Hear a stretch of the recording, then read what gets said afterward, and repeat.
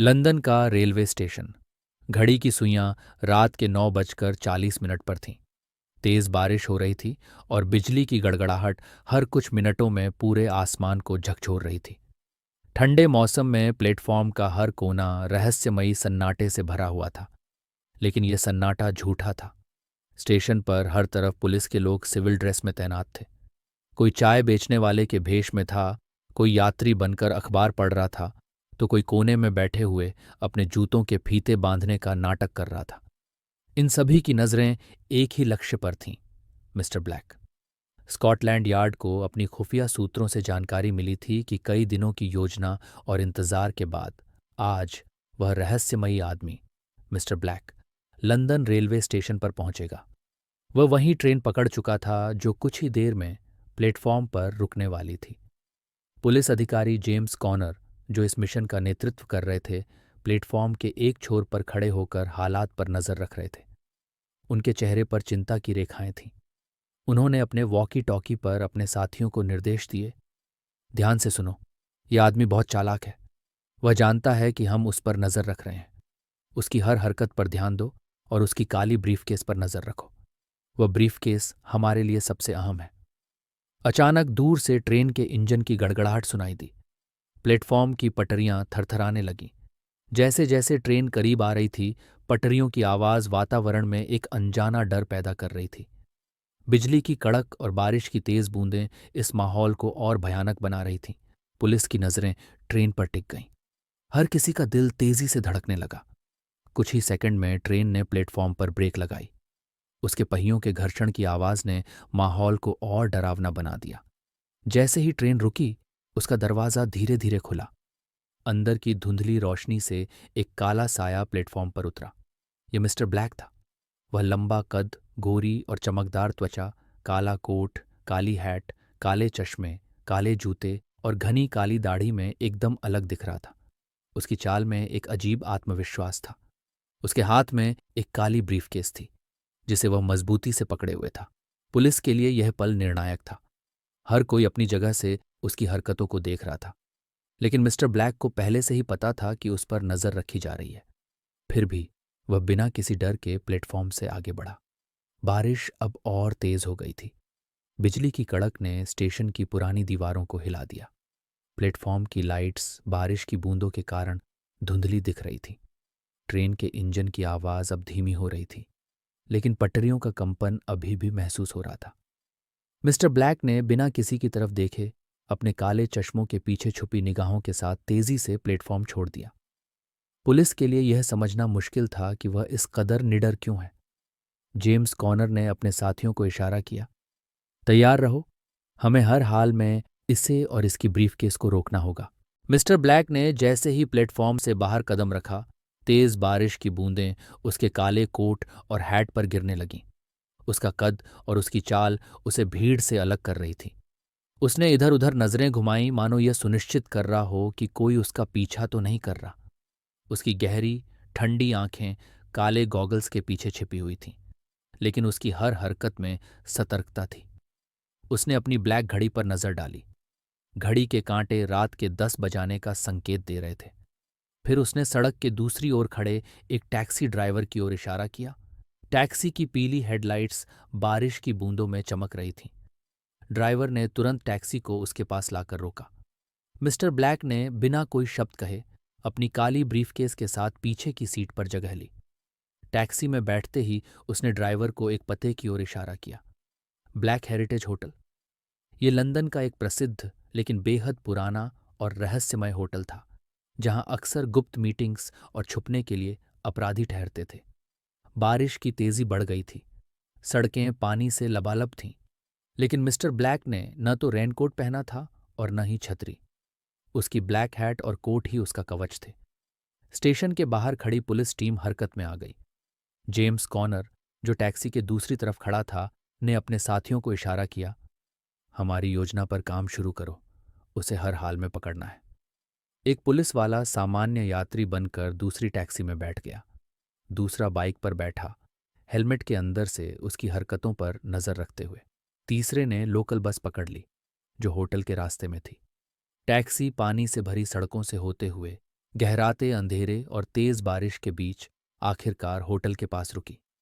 ये होटल दूर से ही अपने भव्य लेकिन डरावने माहौल के कारण पहचान में आ रहा था।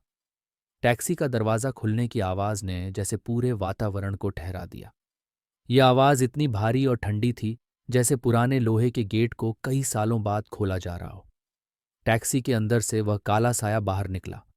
काला कोट, काली हैट, काले गॉगल्स, काली दाढ़ी और काली ब्रीफकेस। लेकिन जैसे ही पुलिस ने उसकी ओर देखा, उनके चेहरे पर हैरानी के भाव छा गए। ये मिस्टर ब्लैक नहीं था। वह आदमी पूरी तरह मिस्टर ब्लैक जैसा दिख रहा था, लेकिन ये कोई और था। जेम्स कॉनर ने गुस्से और हैरानी के साथ अपने वॉकी टॉकी पर चिल्लाया, क्या हम गलत टैक्सी का पीछा कर रहे थे? नहीं, यह संभव नहीं है। लेकिन असली सवाल यह था कि अगर यह आदमी मिस्टर ब्लैक नहीं है, तो असली मिस्टर ब्लैक कहाँ गया? टैक्सी पूरे रास्ते कहीं रुकी नहीं थी। फिर यह आदमी अंदर कैसे आया? बारिश की तेज बूंदें होटल के मुख्य दरवाजे पर गिर रही थीं। पुलिस के लोग, जो इस पूरे समय उसका पीछा कर रहे थे, अब अपनी गलती पर सवाल कर रहे थे। क्या मिस्टर ब्लैक ने उनके सामने अपनी जगह किसी और को भेज दिया था, या यह उसकी कोई चाल थी जिससे वह उन्हें चकमा देकर गायब हो गया? मिस्टर ब्लैक की काली ब्रीफकेस, जो पूरी योजना का केंद्र थी, अब उस आदमी के हाथों में थी। बारिश की बूंदें अब भी होटल की कांच की खिड़कियों पर जोर से पड़ रही थीं। ब्लैक हेरिटेज होटल की लॉबी में हल्की सुनसान सी खामोशी थी। लकड़ी का पुराना फर्श और दीवारों पर टंगी पुरानी घड़ियां इस जगह को और रहस्यमय बना रही थीं। मिस्टर ब्लैक के गेटअप वाला वह शख्स धीरे धीरे अंदर दाखिल हुआ। उसकी काली हैट से पानी टपक रहा था और उसकी ब्रीफ केस पर बारिश की बूंदें अब भी चमक रही थीं। उसकी चाल में गहराई थी और उसकी हर हरकत से सतर्कता झलक रही थी। रिसेप्शन पर खड़ी थी एक स्मार्ट और प्रोफेशनल महिला, एलीन पार्कर। उसने शख्स को देखा और हल्की मुस्कान दी, लेकिन वह मुस्कान तुरंत गायब हो गई जब उसकी आंखें उस शख्स के चेहरे पर जमी। शख्स ने एलीन को बिना कुछ कहे सिर के हल्के इशारे से एक कमरा देने का संकेत दिया। एलीन को उसकी खामोशी अजीब लगी, लेकिन उसने रजिस्टर निकाल लिया। आपका नाम, सर? उसने औपचारिकता निभाते हुए पूछा। उस शख्स ने कुछ नहीं कहा, बस अपने काले ग्लव्स जेब से निकाले और उन्हें पहन लिया। रजिस्टर पर हस्ताक्षर करते समय उसने इस बात का ध्यान रखा कि उसका कोई निशान न छूटे। एलीन को उसकी हरकतें संदिग्ध लगीं, लेकिन उसने चुपचाप कमरा नंबर 303 की चाबी उसे सौंप दी। चाबी लेने के बाद वह शख्स लिफ्ट की ओर बढ़ा। उसकी चाल में वही आत्मविश्वास और सावधानी थी। जैसे ही वह लॉबी पार कर रहा था, एक आदमी सामने से आ रहा था। उसके हाथ में कॉफी का गर्म कप था और वह अनजाने में उसी की ओर बढ़ रहा था। शख्स ने अचानक उस आदमी पर अपनी तेज डरावनी नजरें डालीं। उसकी काली गॉगल्स के पीछे छुपी आंखों से ऐसा लगा मानो वह उसकी आत्मा को भेद रहा हो। कॉफी वाला आदमी घबराकर ठिठक गया। उसने रास्ता बदल लिया और चुपचाप किनारे से गुजर गया। मिस्टर ब्लैक के गेटअप वाले इस शख्स को यह एहसास हो गया था कि उसे फंसाने की कोशिश की जा रही है। उसके दिमाग में तुरंत विक्टर और मिस्टर ब्राउन की घटनाएं घूम गईं। विक्टर को लाल कोट पहनने के लिए मजबूर किया गया था। एक मामूली सी चाय उसके कोट पर गिराई गई और कुछ घंटों बाद उसकी हत्या कर दी गई। मिस्टर ब्राउन को भी इसी तरह चाय के बहाने धोखा देकर मारा गया था। दोस्तन, अगर आप लोगों को नहीं पता कि मिस्टर ब्राउन और विक्टर कौन है, तो आप रहस्यमयी किराएदार पार्ट 1 और पार्ट 2 देख सकते हैं। मिस्टर ब्लैक ये उसी स्टोरी का नेक्स्ट पार्ट है। शख्स ने अपने आसपास की हर हरकत को गहराई से महसूस किया। उसे यकीन हो गया था कि वह किसी बड़ी साजिश के जाल में फंसने वाला है। शख्स ने बिना किसी से बातचीत किए सीधे अपने कमरे की ओर कदम बढ़ाए। लिफ्ट की घंटी बजी और वह तीसरी मंजिल पर पहुंच गया। कमरा नंबर 303 का दरवाज़ा उसकी काली ब्रीफकेस से मेल खाता हुआ लग रहा था, सादा लेकिन बेहद रहस्यमय। दरवाज़ा खोलने से पहले उसने चारों ओर नज़र दौड़ाई। कॉरिडोर में कोई नहीं था, लेकिन उसे महसूस हो रहा था कि कहीं से कोई उसे देख रहा है। कमरे के अंदर दाखिल होते ही उसने दरवाज़ा बंद किया और काले दस्ताने उतारकर ब्रीफकेस को टेबल पर रख दिया। कमरा लगभग अंधेरे में डूबा हुआ था। उसने पर्दे हटाए और बाहर की बारिश को देखा। उसके दिमाग में अब कई सवाल घूम रहे थे। क्या कॉफ़ी वाला आदमी उसे मारने की कोशिश कर रहा था? क्या पुलिस का पीछा सिर्फ एक दिखावा था और असली खतरा कहीं और से था? क्या विक्टर और मिस्टर ब्राउन की तरह उसकी हत्या की योजना बनाई जा रही थी। मिस्टर ब्लैक के गेटअप वाला यह शख्स जानता था कि उसे हर कदम पर सतर्क रहना होगा। क्या होगा आगे? कमरे की घड़ी की टिक टिक ने वातावरण को और रहस्यमय बना दिया। क्या वह खुद असली मिस्टर ब्लैक है या किसी और के जाल में फंसने वाला मोहरा? रहस्य और गहराने लगा था। बारिश की तेज बूंदें अब भी खिड़कियों पर बज रही थीं। कमरे में गहराती अंधेरी रात के बीच एबनी वॉकर, जिसे सभी मिस्टर ब्लैक के सबसे खास साथी के रूप में जानते थे, अपने कमरे की हर कोने से जांच कर रहा था।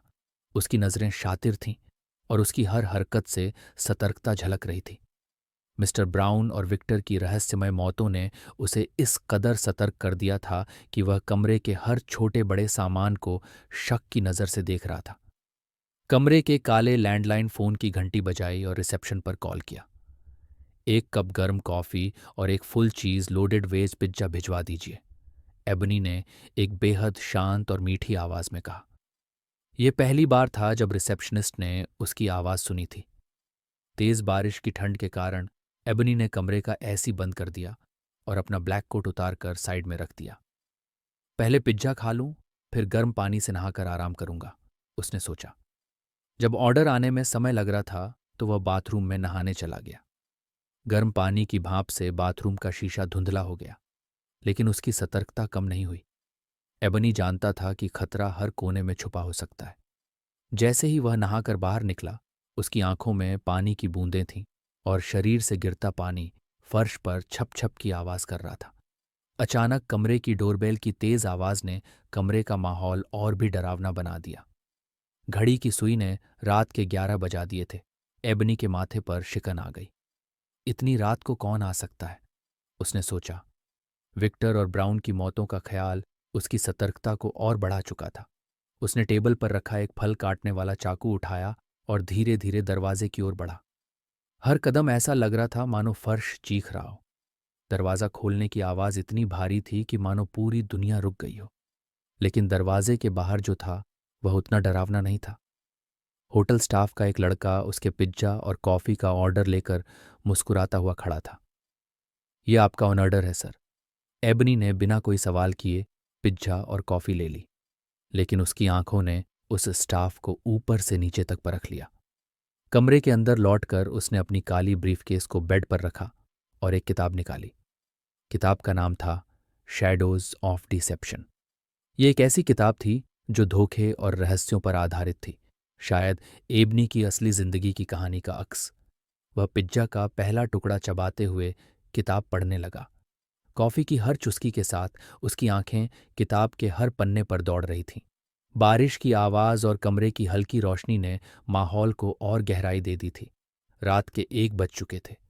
एबनी ने किताब को बंद किया और सोने का मन बनाया, लेकिन सोने से पहले उसने कमरे की हर चीज को फिर से परखा। दरवाजे को अंदर से लॉक किया, बाथरूम का दरवाजा भी अच्छी तरह बंद कर दिया, बैल्कनी का दरवाजा और खिड़कियां भी बंद कर दी, पर्दे खींच दिए ताकि कोई बाहर से झांक न सके। कमरे की सारी लाइट्स बंद करने के बाद उसने एक मोमबत्ती जलाई। मोमबत्ती की मध्यम रोशनी कमरे को किसी पुरानी रहस्यमय फिल्म के सेट जैसा बना रही थी। एबनी ने मोमबत्ती की रोशनी में बिस्तर पर लेटते हुए अपने ब्रीफकेस की ओर देखा। क्या ब्रीफकेस में कुछ ऐसा था जिसे दुनिया देखना नहीं चाहती थी, या यह सिर्फ उसकी सतर्कता का हिस्सा था? बारिश की तेज गड़गड़ाहट और बिजली की चमक ने एबनी के कमरे को बार बार उजाले और अंधेरे में बदल दिया। क्या एबनी वॉकर सचमुच सुरक्षित था, या वह भी उसी जाल में फंसने वाला था जिसमें उसके साथी ब्राउन और विक्टर फंस गए थे? रहस्य गहराता जा रहा था और हर पल खतरे का नया इशारा दे रहा था। तेज बारिश और कड़कड़ाती बिजली के बीच ब्लैक हेरिटेज होटल के बाहर कुछ साए हरकत कर रहे थे।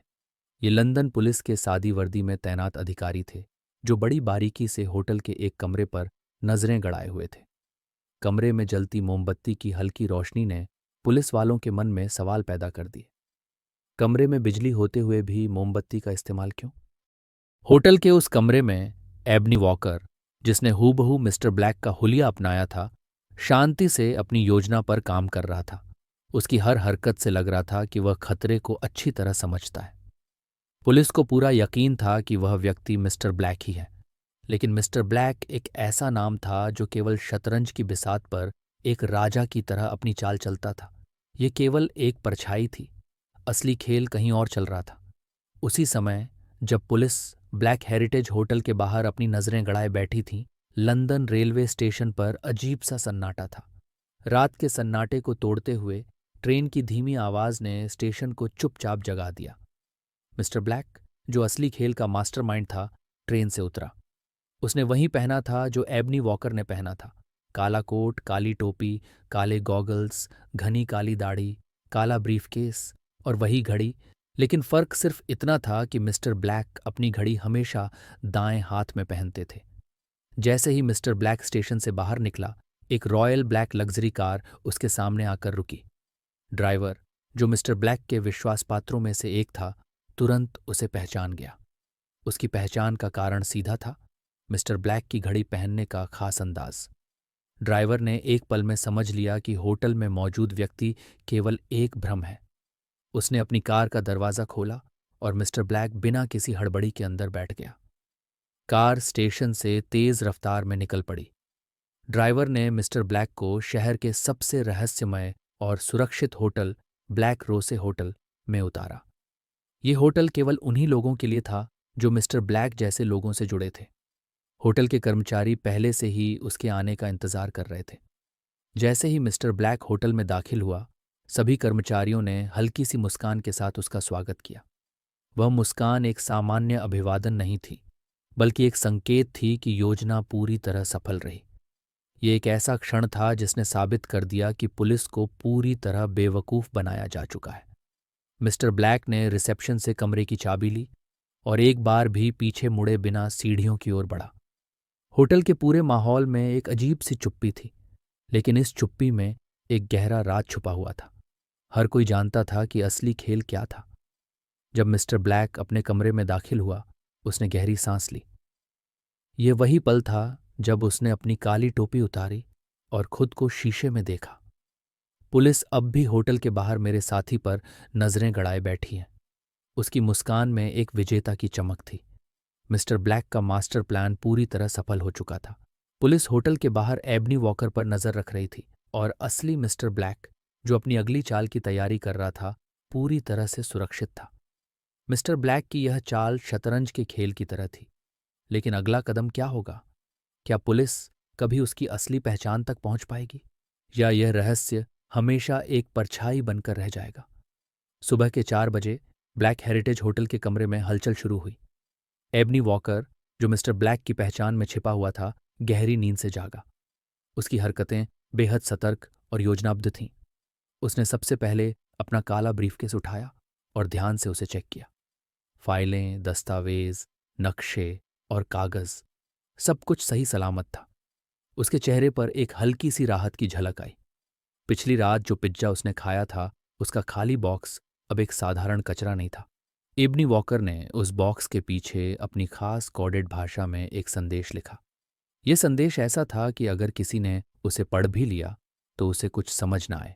यह सादगी में छुपी एक चालाकी थी। उसने लिखा, मैं सुरक्षित हूं। पुलिस अब भी मेरे पीछे है, लेकिन उनका ध्यान मुझ पर ही है। आप निश्चिंत रहें और अपने काम पर लग जाएं। जब आप तैयार हों, मुझे संकेत दें ताकि मैं भी निकल सकूं। इसके बाद उसने बॉक्स को सावधानी से कचरे के डिब्बे में डाल दिया। सुबह 7 बजे ब्लैक हेरिटेज होटल का कचरा बाहर ले जाया जा रहा था। पुलिस के अधिकारी अब भी दूर से हर हलचल पर नजर बनाए हुए थे, लेकिन एबनी वॉकर को इन सब का अंदाजा था। यही वजह थी कि उसने अपनी योजना को इस तरह तैयार किया था कि कोई भी सीधी कड़ी मिस्टर ब्लैक तक न पहुंचे। कचरे में छुपा हुआ पिज्जा बॉक्स होटल के सफाई कर्मचारी को पहले से तय योजना के अनुसार लेना था। सफाई कर्मचारी ने अपने हिस्से की भूमिका निभाई। वह बिना किसी हड़बड़ी के पिज्जा बॉक्स को उठाकर ब्लैक रोसे होटल ले गया, जहां मिस्टर ब्लैक पहले से सुरक्षित था। सुबह 10 बजे ब्लैक रोसे होटल में मिस्टर ब्लैक अपने कमरे में आराम से बैठा था। वह अपने सामने रखे काले ब्रीफकेस को खोलने ही वाला था कि दरवाजे पर हल्की सी दस्तक हुई। संदेश आ गया है। होटल का एक कर्मचारी, जिसके चेहरे पर एक खास मुस्कान थी, वह पिज्जा बॉक्स लेकर आया। मिस्टर ब्लैक ने उसे ध्यान से देखा। उसने संदेश को पढ़ा और उसकी आंखों में संतोष की चमक उभरी। योजना अब भी सही दिशा में है। संदेश पढ़ने के बाद मिस्टर ब्लैक ने एक कागज पर जल्दी से कुछ लिखा। ये एक संकेत था जो एबनी वॉकर तक पहुंचना था। उसने संदेश होटल के अपने खास कर्मचारी को दिया, जिसे यह काम पूरा करने की जिम्मेदारी दी गई थी। मिस्टर ब्लैक अब पूरी तरह स्वतंत्र था। पुलिस की नज़रें अभी भी ब्लैक हेरिटेज होटल पर जमी थीं। उधर मिस्टर ब्लैक अपने अगली योजना की तैयारी के लिए निकल चुका था। ब्लैक हेरिटेज होटल के अपने कमरे में एबनी वॉकर ने अपने छोटे से रेडियो पर एक खास कॉर्डेड सिग्नल सुना। यह संकेत था कि मिस्टर ब्लैक अब सुरक्षित रूप से स्कॉटलैंड यार्ड की ओर बढ़ चुका है।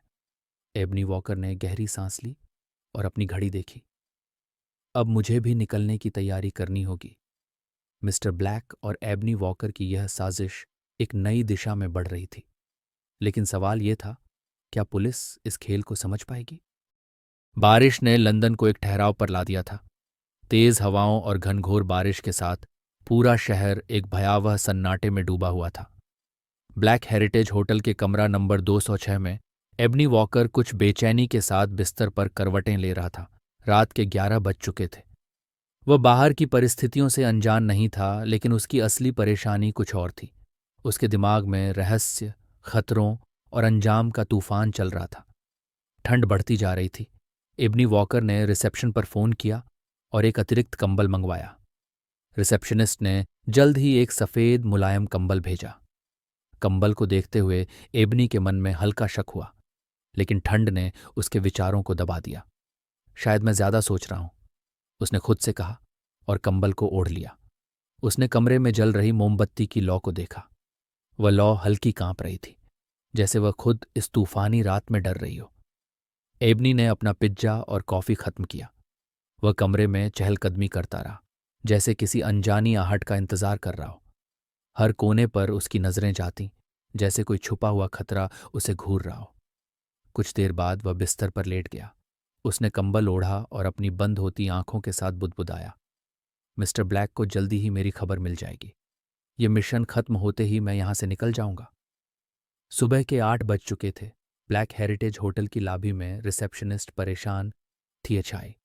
एबनी वॉकर आमतौर पर सुबह जल्दी उठता था और कॉफ़ी का ऑर्डर देता था, लेकिन आज न तो उसने कोई कॉल किया और न ही कमरे से बाहर आया। क्या हुआ होगा? रिसेप्शनिस्ट ने बुदबुदाया। साफ सफाई करने वाले कर्मचारियों ने भी बताया कि कमरे से कोई आवाज़ नहीं आ रही थी। उन्होंने कई बार फ़ोन किया, लेकिन कोई जवाब नहीं मिला।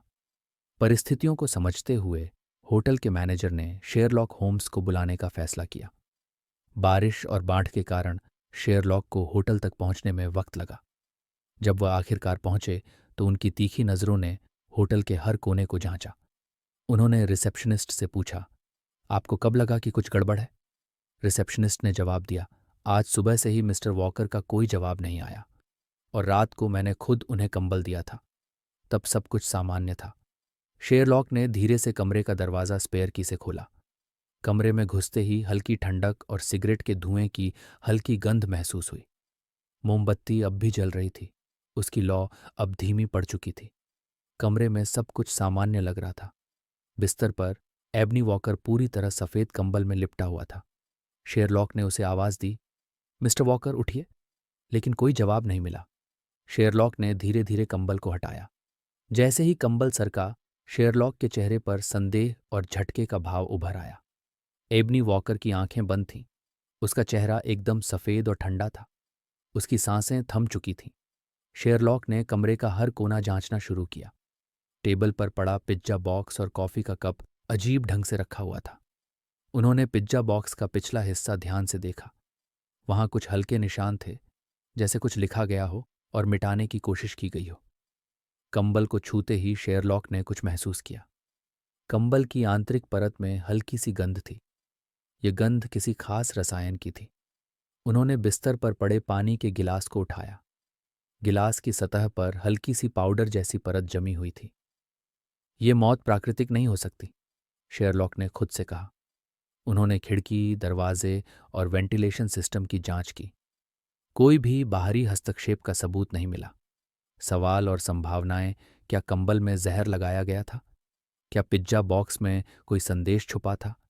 एबनी की मौत का संबंध मिस्टर ब्लैक और उनके मिशन से क्या था? कौन उस रात ब्लैक हेरिटेज होटल में मौजूद था जिसने एबनी वॉकर को मारा? शेरलॉक ने होटल के स्टाफ को आदेश दिया, कमरे को सील कर दो, मैं इस केस की गहराई तक जाऊंगा। उन्होंने अपनी पाइप जलाई और सोच में डूब गए। बारिश की तेज बूंदें खिड़की पर गिरती रहीं और ब्लैक हेरिटेज होटल अब एक रहस्यमयी मौत का गवाह बन चुका था। सच्चाई हमेशा सामने आती है, शेरलॉक ने बुदबुदाया। उनके लिए यह महज एक और मामला नहीं था, ये एक खतरनाक साजिश की शुरुआत थी। क्या शेरलॉक होम्स इस रहस्य को सुलझा पाएंगे?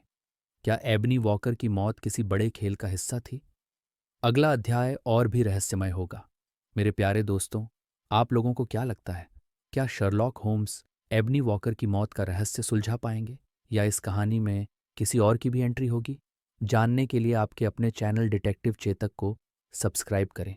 हमारे अब तक 65 सब्सक्राइबर पूरे हो चुके हैं। अगर आपको मेरा कंटेंट, स्टोरी लाइन और स्क्रिप्ट राइटिंग पसंद आ रही है तो हमारे चैनल को मोनेटाइज करने और ग्रो करने के लिए हमें कम से कम 1000 सब्सक्राइबर की ज़रूरत है।